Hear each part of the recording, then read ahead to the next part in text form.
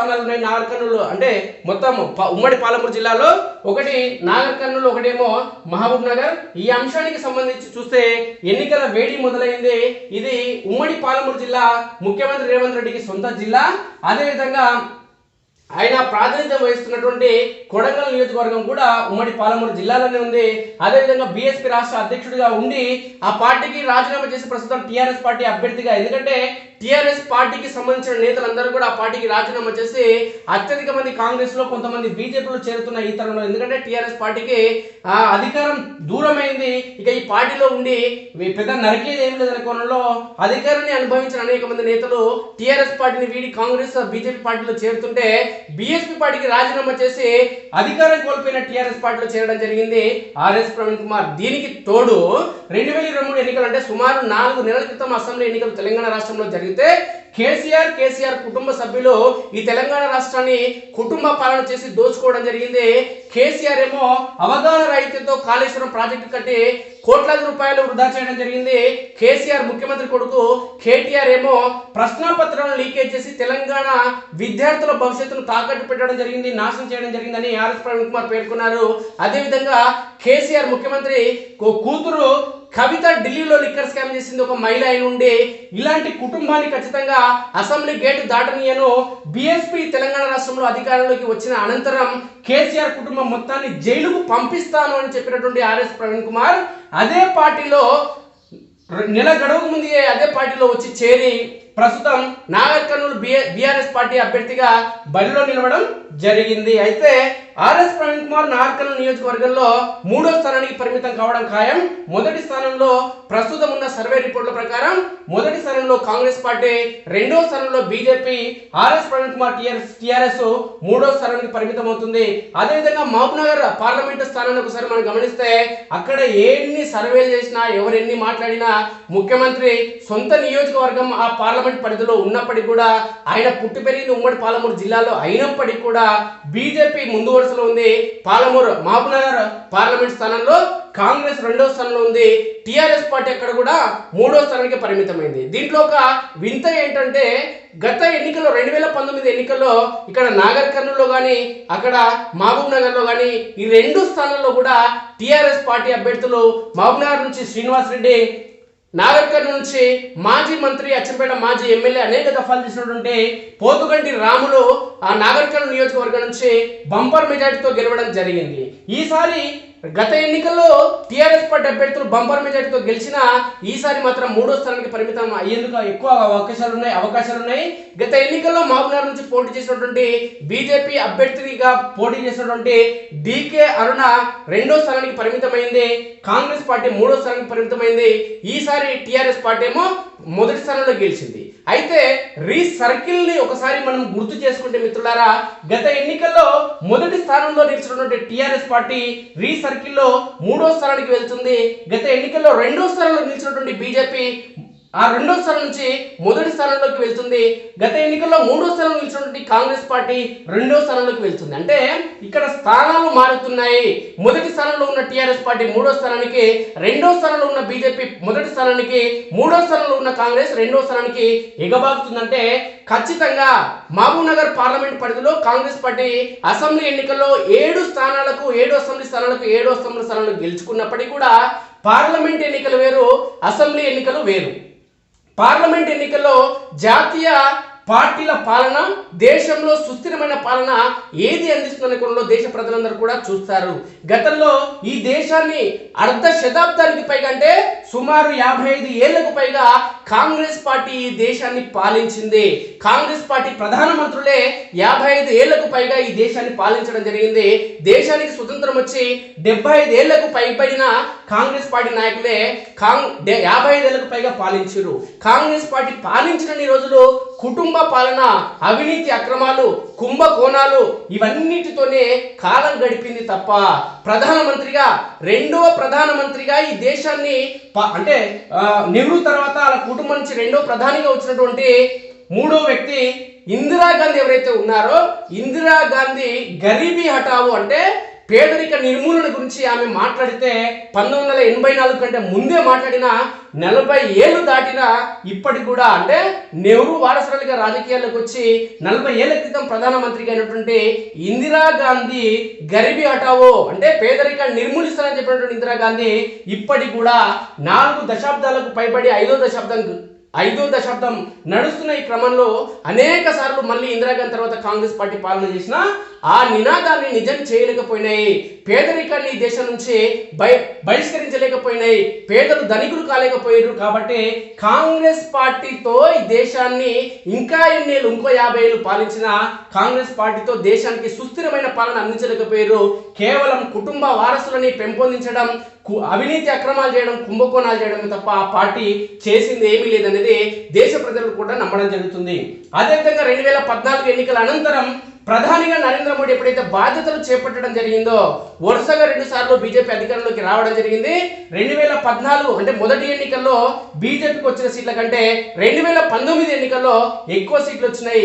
ఈసారి 2024 ఎన్నికల్లో మరిన్ని సీట్లు పెరిగే అవకాశం ఉంది. గత ఎన్నికల్లో కాంగ్రెస్ పార్టీకి 52 సీట్లు వస్తే దేశవ్యాప్తంగా ఈసారి 37 స్థానాలు వచ్చే అవకాశం ఉందని కొన్ని సర్వేలు చెప్తున్నాయి. అదేవిధంగా సుమారు 400 స్థానాలతో బీజేపీ బంపర్ మెజారిటీతో ముచ్చటగా మూడోసారి ఈ దేశంలో హ్యాట్రిక్ విజయం సాధించడం ఖాయమనే కోణంలో జాతీయ స్థాయి సర్వేలని కూడా చెప్పడం జరుగుతుంది. ఇక కాంగ్రెస్ పార్టీ అనేక రాష్ట్రాల్లో లేనే లేదు. ఒకవైపు కేరళ రాష్ట్రంలో, అదేవిధంగా ఉత్తరప్రదేశ్లో, బీహార్లో, ఆంధ్రప్రదేశ్లో ఈ అనేక రాష్ట్రాల్లో సగానికి పైగా రాష్ట్రంలో కాంగ్రెస్ పార్టీ అనేది ఊసే ప్రస్తుతం లేదు. కాబట్టి రాహుల్ గాంధీ ఎన్ని పాదయాత్రలు చేసినా, ఎన్ని మాట్లాడినా ఆయన మాటల్లో చాతుర్యత లేదు, ఆయనని ప్రజలు ఆస్వాదించడం లేదు. అలాంటి రాహుల్ గాంధీ గత ఎన్నికల్లో అమేథీ నుంచి పోటీ చేసి వాళ్ళ సొంత నియోజకవర్గం, వాళ్ళ తాతలు, తండ్రులు, ముత్తాతలు, వాళ్ళ నానమ్మలు పోటీ చేసి, వాళ్ళ అమ్మ కూడా పోటీ చేసినటువంటి అమేథీ నియోజకవర్గం నుంచి పోటీ చేసి స్మృతి ఇరానీ బీజేపీ మహిళా అభ్యర్థి చేతిలో భారీ మెజార్టీతో ఓడిపోవడం జరిగింది రాహుల్ గాంధీ. అంటే రాహుల్ గాంధీకి దిక్కు లేదు ఇక్కడ, గెలుపు అనేది కాంగ్రెస్ పార్టీ అనేది ఖచ్చితంగా ఓడిపోతుంది. ప్రధానంగా తెలంగాణ రాష్ట్ర రాజకీయాలను చూసుకుంటే 2023 ఎన్నికల్లో కాంగ్రెస్ పార్టీ అధికారంలోకి రావడానికి ప్రధానమైన కారణం ఏంటంటే కేసీఆర్ 10 ఏళ్ల పాలనలో తెలంగాణ రాష్ట్రం ఏర్పడితే నీళ్లు నిధుల నియామకాల్లో ఈ తెలంగాణ ప్రజలకు మేలు జరుగుతుందని, యువతకు ఉద్యోగాలు వస్తాయని తెలంగాణ సమాజం అంతా ఆశించడం జరిగింది. పెండింగ్ ప్రాజెక్టులన్నీ పూర్తి చేయడంతో పాటు కొత్త ప్రాజెక్టులు తీసుకొచ్చి సాగునీటిని అందించి వ్యవసాయాన్ని మరింత పటిష్టం చేయడం జరుగుతుందని కోణంలో యావత్ తెలంగాణ సమాజం కేసీఆర్ పైన నమ్మకం పెట్టుకుంటే కేసీఆర్ చేసింది మాత్రం ఉత్తర తెలంగాణ అభివృద్ధికి పాటుపడడం జరిగింది. అది కూడా కాళేశ్వరం లాంటి ప్రాజెక్టును 2 ఏళ్ల పరిమితిలోనే పూర్తి చేయడం జరిగింది. కానీ కల్వకుర్తి ఎత్తిపోతల పథకం ప్రారంభమై 40 ఏళ్ళు దాటుతున్న మినిమం అంటే చిన్న పనులు, పెండింగ్ పనులు, చివరి చిన్న పనులు పెండింగ్ పనులు పూర్తి చేయకుండా 10 ఏళ్ళు కాలం గడపడం జరిగింది. నేటికి చివరి ఆయకట్టు వరకు కల్వకుర్తి నియోజకవర్గం లాంటి కల్వకుర్తి ఎత్తిపోతల పథకం లాంటి ప్రాజెక్టులను పూర్తి చేయలేదు. అదేవిధంగా కాళేశ్వరం ప్రాజెక్టు నిర్మించి అవి కుంభకోణం చేయడం జరిగింది. కేసీఆర్ కొడుకేమో కేటీఆర్ ప్రశ్నపత్రాలు లీకేజ్ చేయడం జరిగింది. ఆయన బిడ్డనేమో ఢిల్లీ లిక్కర్ స్కామ్ చేసింది. కాబట్టి ఇవన్నీ గమనించినటువంటి తెలంగాణ సమాజం ఖచ్చితంగా కేసీఆర్ పాలన పోవాలి, ఇంకో పార్టీ పాలన రావాలి. ఇంకో పార్టీని చూస్తే బీజేపీ అనేది అత్యంత బలహీనంగా ఉంది. ఎప్పుడైతే బండి సంజయ్ బీజేపీ రాష్ట్ర అధ్యక్షుడిగా ఉన్నన్ని రోజులు పార్టీ పటిష్టంగా ఉండే, కిషన్ రెడ్డి ఎప్పుడైతే బీజేపీ రాష్ట్ర అధ్యక్షుడు బాధ్యతలు చేపట్టడం జరిగిందో అప్పటి నుంచి పార్టీ పాతాళంలోకి వెళ్ళిపోయింది బీజేపీ. ఇక ప్రత్యామ్నాయం టీఆర్ఎస్ పార్టీకి కేసీఆర్ కున్న ప్రత్యామ్నాయం కాంగ్రెస్ పార్టీ రేవంత్ రెడ్డి. అందుకోసమే తెలంగాణ సమాజం అంతా కాంగ్రెస్ పార్టీకి పట్టం కట్టింది. కానీ పార్లమెంట్ ఎన్నికల్లో మాత్రం ఆ పరిస్థితి ఉండదు. దేశ స్థాయిలో సుస్థిరమైన, అంటే రాష్ట్రంలో కేసీఆర్ తప్ప వేరొకరు కావాలనుకున్నారు. కానీ దేశంలో సుస్థిరమైన పాలన అందిస్తున్నటువంటి నరేంద్ర మోడీకే మరోసారి పట్టం కట్టేందుకు యావత్ దేశం ఎదురు చూస్తుంది. కాబట్టి నరేంద్ర మోడీ మరోసారి ప్రధానమంత్రి కావాలన్నా, అత్యధిక సీట్లు గెలవాలన్నా ప్రతి నియోజకవర్గం అవసరం. కాబట్టి మహబూబ్నగర్ నియోజకవర్గంలో మాజీ మంత్రిగా పనిచేసినటువంటి బీజేపీ జాతీయ ప్రస్తుత ఉపాధ్యక్షురాలు డీకే అరుణ అత్యంత సుదీర్ఘ రాజకీయ అనుభవం, దశాబ్దాల రాజకీయ అనుభవం ఉంది ఆమెకి. ఈమె గెలిస్తేనే మహబూబ్నగర్ పార్లమెంట్ నియోజకవర్గం అభివృద్ధి చెందుతున్న కోణంలో యావత్ నియోజకవర్గ పార్లమెంట్ నియోజకవర్గ ప్రజలందరూ కూడా భావించడం జరుగుతుంది. గతంలో కాంగ్రెస్ పార్టీలో ఈమె చేయడం జరిగింది, పనిచేయడం జరిగింది కాబట్టి కాంగ్రెస్ పార్టీలోని క్షేత్రస్థాయి నాయకులతో మీకు సన్నిహిత సంబంధాలు ఉన్నాయి. అదేవిధంగా బీజేపీ పార్టీలో క్రియాశీలక పాత్ర పోషించడం జరుగుతుంది.